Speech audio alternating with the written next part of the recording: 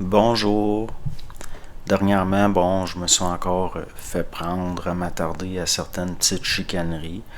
Puis il faut pas trop que je fasse ça parce que jusqu'à un certain point, au niveau de ma sensibilité, ben des fois, ce que je vois, c'est qu'il s'agit de spectacles qui, jusqu'à un certain point, si je me mets à donner de l'importance à ça, ben jusqu'à un certain point, ça me fait de la peine. Ça finit par me faire de la peine. Comme par exemple, oui, Sri Aurobindo, c'est un annonciateur. Mais de là à dire que finalement c'est pas venu, que c'est pas arrivé, c'est pas parce que ça n'a pas pris les formes auxquelles on s'attendait qu'il n'y a rien arrivé. Comme par exemple, il y en a qui ils vont être extrêmement, comment je pourrais dire ça, irrespectueux par rapport à ce qu'on pourrait appeler les pionniers. Même, même Daniel Kemp, des fois, je trouve que c'est un petit peu spirituel, mais il reste que quand la vibration était haute, puis qu'il exerçait sa parole, ben des fois, c'était juste, très très juste. Puis même si je ne l'ai pas écouté beaucoup, souvent on va me dire oui, Daniel Kemp disait la même chose, mais possiblement que c'est parce que tout simplement lui, il a descendu une certaine instruction, puis oui, ça va tomber en accord par rapport à ce que moi je parle quand j'exerce une certaine parole, parce que je ne suis pas tout le temps dans un état de réellement exercer ma parole. Même si c'est assez fluctuant chez moi, puis même là, je m'accorde pas de mérite, parce que je le sais que ces pensées-là viennent pas de moi au fond. Puis je m'identifie pas à mes pensées. Encore là, il y a de la chicanerie, surtout dans certains coins où l'intellect puis le positionnement par rapport aux formes pensées est extrêmement ancré. Il y a des gens qui vont s'accuser entre eux, ils vont dire ah, la personne ne pense pas par elle-même. Ça vient démontrer qu'il n'y a pas eu perçage des voiles du mystère de la pensée, de la forme pensée, que le mental est parasité, au fond, par des pensées, que l'être humain s'identifie à ses pensées, puis que ça a tout à fait partie d'un jeu qui fait qu'au fond, il est complètement manipulé par des formes. Ensuite, ça va engendrer de l'opposition. Pourquoi? Parce qu'il y a certaines forces qui veulent maintenir l'être humain dans le psychologique à tout prix. Jusqu'à un certain point, ça me concerne pas. Je considère que ça me concerne pas, puis que je n'ai pas à m'en mêler ou à commenter ça. Mais il reste que ça aboutit jusqu'à un certain point à des joutes, à des spectacles que je considère comme déplorables. Donc, on ne peut pas nier que Bernard de Montréal a vécu quelque chose. Aussi, si vous avez discuté avec d'anciens séminaristes, puis il y en a beaucoup en ce moment qui ont atteint un certain âge, il commence à en avoir beaucoup qui décèdent, mais il reste que ce qu'ils ont vu, ce qu'ils ont vécu au niveau de l'entourage de Bernard de Montréal, on ne peut pas leur enlever ça. Cette expérience-là leur appartient à eux et nous n'avons pas à être juges de ça. Oui, il faut avoir du jugement, oui, il faut exercer son jugement, mais on n'a pas à tomber dans des attaques personnelles. Ça, je trouve ça réellement déplorable, surtout que ça reste toujours au niveau de l'intellect psychologique. Puis quelqu'un de sensible, il voit que la vibration est basse. Comme il y a Madame Iso, oui, des fois, il y a des choses que je considère que peut-être que c'est spirituel un peu des fois, mais il reste que je déplore qu'on l'attaque personnellement, qu'on l'insulte. Ça en vaut réellement pas la peine. Puis j'ai beaucoup de difficultés avec ça. Vous savez, au Québec, on a eu un bonhomme qui était ce qu'on pourrait appeler un maître noir. Il y a eu des témoignages par rapport à ça, de notamment Donald Moses, Roch Moïsterio. Vous savez, la secte de Roch Moïsterio, eh bien, il y a des gens qui avaient été adeptes de ce qu'on pourrait appeler, entre guillemets, un maître noir. Et Roch Moïsterio, même une fois en prison, continuait à avoir une influence au niveau télépsychique chez certaines personnes. Donc, ces gens-là qui étaient jusqu'à un certain point désespérés, qui voulaient se débarrasser de ces influences-là, parce que tant que le gars était vivant, même en prison, il avait du pouvoir sur eux, eh bien, ils sont allés où? Ils sont allés voir Bernard de Montréal. Et c'est Bernard de Montréal qui les a déprogrammés, qui les a dégagés de ça. Et ça, je le dis pas comme si c'était quelque chose de coulé dans le roc dont j'ai été témoin, mais Donald Moses en a témoigné de ça. Monsieur Moses est aujourd'hui décédé, mais il reste que on peut pas nier que Bernard de Montréal a vécu quelque chose. Et en plus, c'est tombé en 1969, comme ça avait été dit. comme ça avait été prédit. Et il y a eu un paquet d'autres phénomènes aussi autour de Bernard de Montréal qui dépassent l'entendement normal. Et il y a eu trop de séminaristes, entre autres, qui en ont témoigné. Et il y a plusieurs séminaristes, en tout cas quelques-uns avec qui j'ai discuté, et je ne peux pas remettre en question ce dont ils ont été témoins. C'est très très facile d'aller s'essuyer les pieds sur des gens décédés. C'est très facile aussi de tomber dans la subjectivité d'une opinion psychologique de gens qui s'identifient à leurs pensées au niveau d'une fausse identité psychologique. Donc, ces choses-là, ce type de personnes-là, je considère que nous n'avons pas à trop nous en préoccuper. Pourquoi? Parce que nous allons nourrir une certaine... nous risquons même de renforcer ces personnalités-là. Parce qu'il n'y a pas eu de combat d'engagé encore entre la personne et la personnalité chez certaines personnes, et cette opposition-là est encore projetée vers l'extérieur. Vous avez vu, j'ai partagé il y a quelque temps un petit film pour enfants qui datait de 1982. Mais pourtant, ce qu'il y a derrière la forme, si on observe comme il faut, il y avait certaines choses là, qui sont très, très frappantes. Notamment que certaines manifestations de ce qui a été appelé le mensonge cosmique, qui fait que l'être humain, ne pensant qu'il n'est pas autre chose que ses pensées, souvent, va s'identifier à ses pensées et être maintenu dans le plan psychologique de force pour l'empêcher d'être créatif. Pourquoi? Parce qu'il y a certaines forces qui n'ont aucune créativité, qui sont réellement bloquées et qui ne peuvent pas faire autrement que de se manifester par la manipulation du vivant, si je puis dire. Donc, oui, nous pouvons être critiques de certaines choses qu'il y a eu dans le passé, mais au niveau du vécu de certaines personnes, cette expérience-là leur appartient et nous n'avons pas, même si nous exerçons notre jugement, notre sens critique, nous n'avons pas à être juges au niveau d'attaque personnelle. Prenez juste, par exemple, les gens qui ont une certaine influence de Gurdjieff, qui est une branche orientaliste d'une certaine pratique. Au niveau du système nerveux, par exemple, il y a certains exercices de Gurdjieff que les adeptes de Gurdjieff, selon son enseignement, considéraient, le but c'était d'être capable, par exemple, d'avoir une pensée multidimensionnelle, comme d'être capable de penser à deux choses en même temps, par exemple. Et il y avait certains exercices qui visaient à faire ça. Notamment là, avec les doigts, de faire tourner un doigt dans le sens horreur, puis un autre doigt dans le sens anti-horreur. Et certains adeptes, pour réussir à accomplir ça, devaient aller jusqu'à un certain niveau de concentration qui est très, très fort. Or, c'est totalement inutile. C'est plus facile si vous interrompez toute pensée, s'il n'y a pas de processus mental.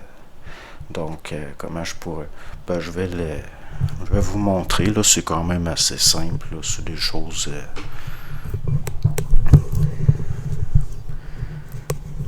Donc, vous prenez un doigt comme ça, puis si vous le faites tourner dans un sens anti-horreur vers vous, si vous mettez un autre doigt ici, là, ils vont se concentrer pour les faire tourner dans des sens contraires, comme ça. Vous voyez? Il y en a qui ont énormément de difficultés à faire ça. Ils sont là, puis ils se concentrent, puis ils essaient au niveau de leur concentration de contrôler parfaitement les deux doigts. Or, c'est pas besoin de penser. C'est simplement une éducation du système nerveux. Puis les exercices, jusqu'à un certain point, deviennent totalement inutiles. Puis au niveau de l'éducation du système nerveux, c'est simplement de s'habiter plus, puis d'être capable aussi de se détacher du processus mental. Mais pour ça, il faut être capable d'entrer dans ce qui était appelé une observation multidimensionnelle, souvent. Puis oui, certains exercices peuvent aider à atteindre certaines capacités par rapport au système nerveux. Comme par exemple, il vous est certainement déjà arrivé de faire un rêve où vous vous voyez comme un autre. vous êtes un observateur objectif d'une représentation de vous que vous voyez de l'extérieur. C'est un petit peu, ça ressemble un petit peu à ça, l'observation multidimensionnelle. Mais pour ça, il faut être capable d'observer le processus mental, c'est-à-dire le plan psychologique, dans ce qu'on pourrait appeler un espace d'objectivité passive, d'observation active. Puis pas polariser ces termes-là. C'est réellement une observation active, mais dans un espace qui est passif par rapport au processus mental. Ben, si vous finissez par être capable d'atteindre cette capacité d'observation-là, vous allez vous rendre compte que le système nerveux est beaucoup plus facile comment je pourrais dire, vous allez avoir plus de contrôle, mais c'est du contrôle entre guillemets, c'est pas réellement du contrôle. Parce que pour exercer ces choses-là, jusqu'à un certain point, il faut abandonner l'idée de contrôle. Donc, il y a beaucoup de gens qui s'habitent peu. Pourquoi? Parce qu'ils sont prisonniers du plan psychologique. Donc, il ne peut pas y avoir l'observation multidimensionnelle. Ça devient une identification à la fausse identité psychologique au niveau de forme pensée qui jusqu'à un certain point opacifie l'ego et en font un écran pour les projections. J'ai jamais parlé contre l'ego, puis j'ai toujours considéré que c'était lié à de la spiritualité de parler contre l'ego. L'ego, il ne faut pas l'éliminer. Il faut l'épurer, c'est pas pareil. Il y a une certaine épuration. Ce qui était appelé l'épuration du mental. Donc, par rapport à certaines choses, comme par exemple, vous voyez, au niveau de s'habiter plus, d'avoir plus de capacité par rapport au système nerveux, il y a eu, par exemple, au niveau de la suggestion mentale, bon, il y a beaucoup de gens qui vont avoir donné certains exercices, comme par exemple, vous êtes censé être capable de contrôler certaines parties de votre corps indépendamment. Il faut que le système nerveux s'affine. Parce que sinon, par rapport à d'autres processus qui viennent après, le système nerveux va être fragile. Et il ne faut pas qu'il le soit trop. Donc, ce qui a été vu au niveau de la suggestion mentale, c'est par exemple faire tourner les doigts comme ça, indépendamment les uns des autres. Et ça, c'est très facile une fois qu'on est capable de le faire. Et ça permet d'habiter beaucoup plus facilement, de s'habiter plus. Il va y avoir plus de présence. Sauf que les petits cercles, ça doit être fait avec une certaine lenteur. Ensuite, des petits vides comme ça. Mais ces processus-là qui fait que l'être humain n'a jamais réellement habité son corps.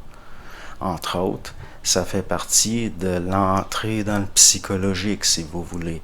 À un moment donné, bon, il est dit, ça vient pas nécessairement des Hébreux, il y a eu des choses avant. Il est dit, à un moment donné, l'être humain a voulu être comme des dieux. C'est là qu'il rentre dans l'intellect, la connaissance, si vous voulez. Puis c'est là qu'il se fait avoir par certaines forces qui nous manipulent.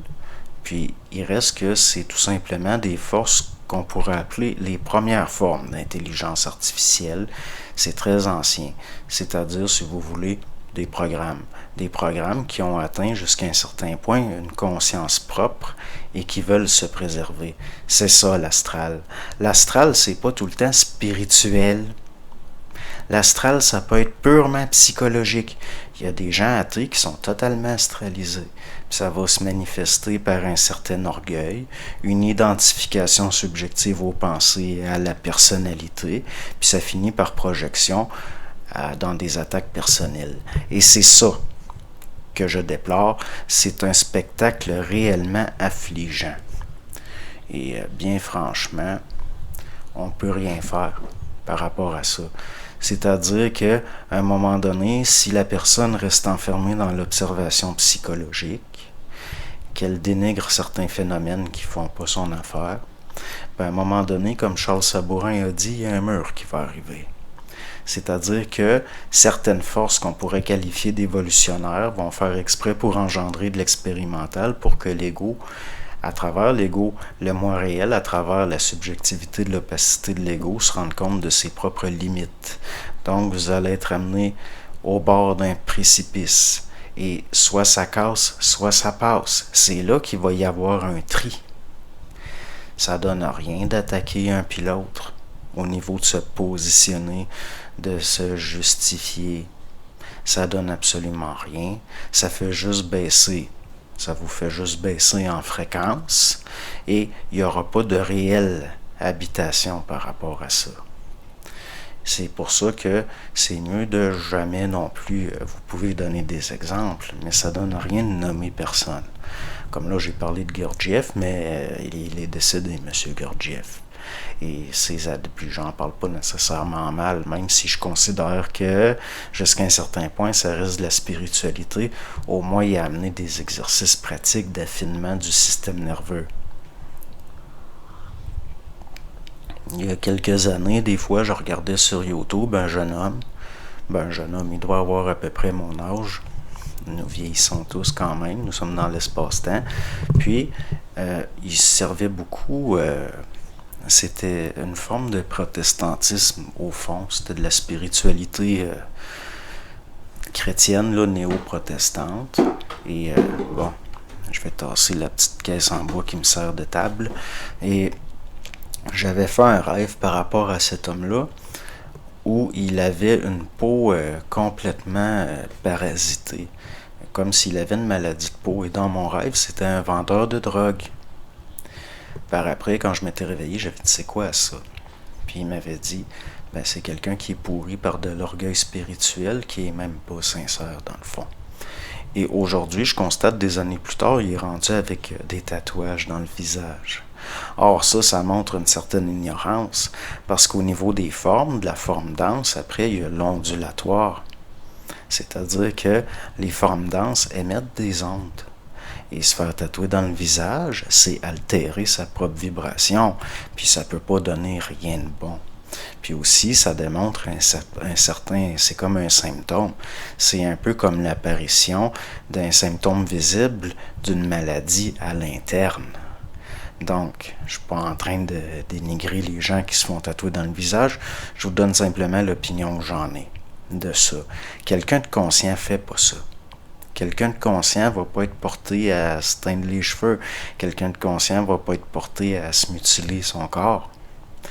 Pourquoi est-ce que Daniel Ménard faisait faire des exercices de tir de carabine aux gens qui les accompagnaient? C'était pour qu'ils s'habitent plus, entre autres, puis qu'ils soient capables de vaincre certaines peurs, notamment, puis qu'ils soient capables d'acquérir la capacité de s'habiter plus, puis d'acquérir une certaine confiance. Au niveau notamment du mouvement, parce que c'est dans le plein incarné, c'est dans le mouvement, c'est dans l'action que certaines choses s'exercent. C'est pareil pour l'observation active, réelle, l'observation, ce qu'on a appelé l'observation multidimensionnelle. Or, si on reste enfermé dans le psychologique, puis qu'on dit, tout le supramental, tout ce qui a été apporté par Bernard de Montréal, par d'autres, c'est de la merde, il y a une certaine subjectivité. Parce qu'il y a certaines formes qui ont été apportées à certaines époques parce que c'était nécessaire. Puis ça prend une certaine capacité aussi d'aller au-delà de la forme pour le voir. Donc, l'indulgence, ce n'est pas de la complaisance. Donc, de ne pas être polarisé à ce point-là, de ça, je le vois tout de suite quand c'est réellement purement psychologique, parce qu'il va y avoir une polarisation au niveau de l'extérieur, d'individus. Alors que, au fond, nous trempons tous dans le même bain. Il y a certains phénomènes d'intégration par rapport à des forces évolutionnaires. Ça se manifeste différemment pour chacun, mais c'est du même ordre quand même. Donc, de faire attention aux attaques personnelles, d'avoir une certaine indulgence. C'est pas drôle d'être déjà en guerre entre la personne, la personnalité, de vivre certains processus d'intégration à ce niveau-là qui peuvent être très souffrants, parce qu'au niveau de l'épuration du mental, il va toujours y avoir une certaine souffrance psychologique, au moins de ne pas projeter ça vers l'extérieur, puis de tomber dans des attaques personnelles. C'est déjà assez triste, la condition humaine de l'individu qui se conscientise comme ça. Même si, dans certains cas, on sent qu'il n'y aura pas de sortie du psychologique, il n'y aura pas d'observation multidimensionnelle. C'est pour ça que Moi, j'accompagne personne. Je donne pas de consultation, je peux pas. Premièrement, parce que je considère que je n'en ai pas la compétence. Mais si on regarde Daniel Ménard qui faisait faire des exercices de tir avec des carabines, c'est certain qu'il y a des gens qui ont dû apprendre à s'habiter un petit peu plus par rapport à ça. Les exercices que je pourrais donner par rapport à un exercice physique comme ça, ben j'ose pas trop parce que possiblement que ça serait trop dangereux. Là. Ça demande une certaine dextérité, puis j'ai pas envie que les gens se blessent. Parce que moi, je suis pas adepte des armes à feu.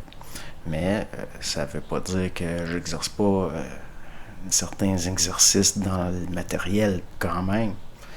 Donc, c'est ce que j'avais à dire pour aujourd'hui. Par rapport au petit film que j'ai mis, qui date de 82, c'est quelque chose qui avait été fait pour des enfants, imaginez.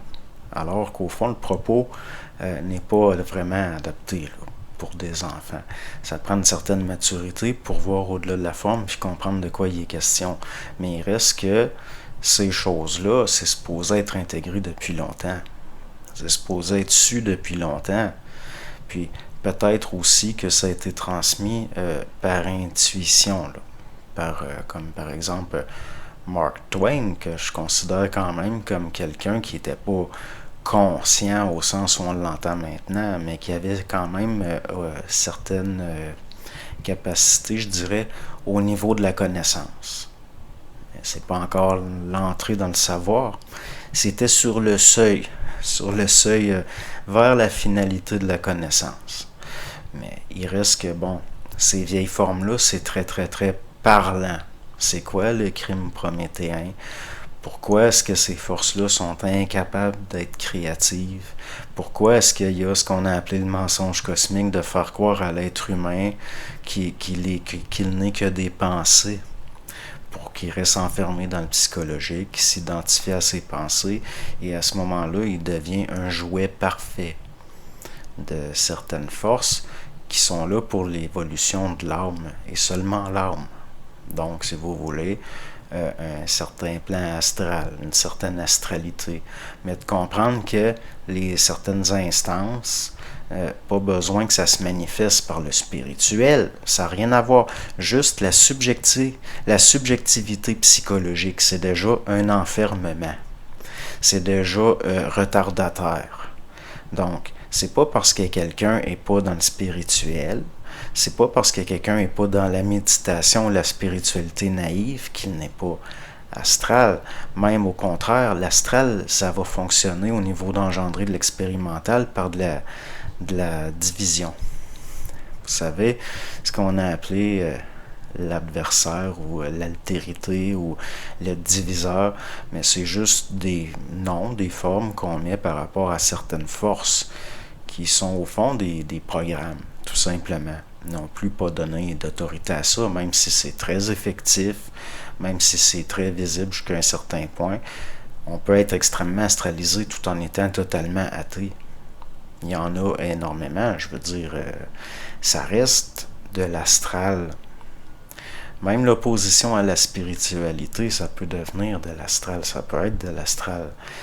C'est pour ça que je vous dis, il n'est pas censé d'avoir des fois, on sent une certaine rancœur personnelle envers d'autres personnes. Puis ça, c'est pas normal. C'est pas supposé aller jusque-là. C'est pas supposé aller jusqu'à la méchanceté carrément. Parce qu'il y en a, ben, c'est méchant. Mais on sait qu'on arrive à un point où, bon, il va y avoir des méchants puis des moqueurs dans le sens, dans le mauvais sens du terme. Parce qu'il y a moyen d'être moqueur sans être méchant. Donc, par rapport à ça, là, c'est des choses dont je n'ai plus l'intention de prendre compte. Parce que je trouve ça pas correct. Comme Madame Iso, oui, il y a certains aspects, on peut être critique. Mais il reste, faut pas que ça devienne des attaques personnelles. Ce qui a été fait par Daniel Ménard, puis Bernard de Montréal, puis Daniel Kem, puis d'autres, il y en a pas mal, là. Ça donne rien de, c'est quoi, là, de s'essuyer les pieds là-dessus. Si vous considérez que c'est de la merde, ben laissez ça à ceux qui s'intéressent. Parce que là, c'est en train d'être des dérives, là. C'est en train de devenir des déviances. Donc, faire attention. Puis, si vous voulez vraiment... Moi, personnellement, je considère que je n'ai pas à débattre. Je n'ai pas à débattre de rien. De toute façon, bon, ce serait pas long, là. Mais il reste que c'est peinant à voir. Parce que comment voulez-vous sortir du psychologique avec des attitudes comme ça? Puis voir l'autre, le voir objectivement.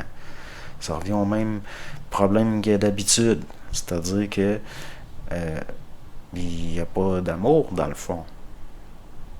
Vous savez, de l'intelligence, c'est pas toujours conscient. Mais de la conscience, c'est toujours intelligent. Bonne journée.